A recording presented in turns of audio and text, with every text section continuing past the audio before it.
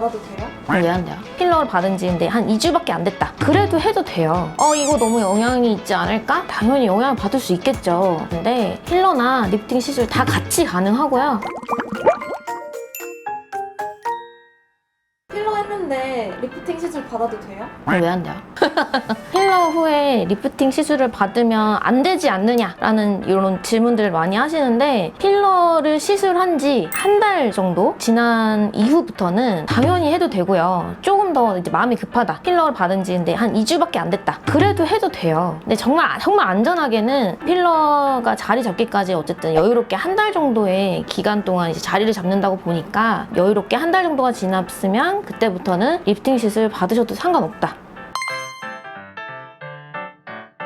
매일매일 하루에 일정 시간 이상씩 진행을 한다면 당연히 영향을 받을 수 있겠죠. 근데 어쩌다 한 번, 3, 4개월에 한 번, 내지는 한 달에 한 번, 정말 길어봐야 20분? 정말 30분도 안 되는 시간 동안 시술을 받는 거에 대해서 필러가 변형되거나 없어지기는 좀 어렵다라고 생각하시면 됩니다. 필러 자체가 어느 정도 자리를 잡았으면은 쉽게 영향을 받지 않아요. 그 정도 짧은 시간의 리프팅 시술로는. 그리고 러빙하는 것도 말씀하셨는데, 실제로 저한테 몰딩을 받아보신 분들은 아실 거예요. 몰딩의 세이가 얼마나 강한지. 필러는 그렇게 쉽게 움직이거나 쉽게 녹지 않습니다. 말씀하시는 것처럼 녹을 수도 있고 뭐 이동할 수도 있겠죠. 근데 실제 시술할 때 그렇게 세게 압력을 누르면서 하는 시술이 거의 없어요. 물론 통증 때문에 이거 너무 영향이 있지 않을까 할 수는 있는데, 그 정도의 영향으로 인해서 필러가 사라지는 일은 쉽지 않다.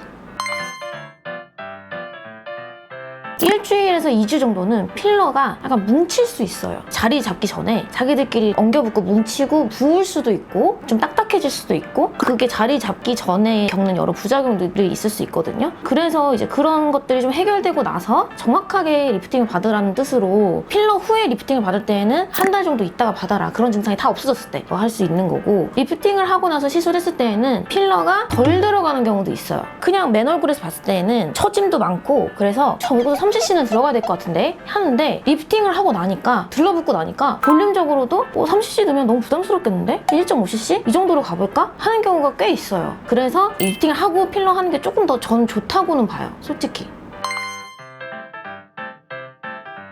당일에 당연히 필러나 리프팅 시술 다 같이 가능하고요. 다만 원장님들마다 고수하시는 시술 순서가 있으실 거예요. 예를 들면 저 같은 경우는 리프팅을 일단 먼저 하고 필러를 하고 보톡스를 마지막에 하거든요. 그 시술 순서를 무너뜨리지 않는다면 당연히 당일 시술 가능하십니다. 그렇게 해도 문제 없어요.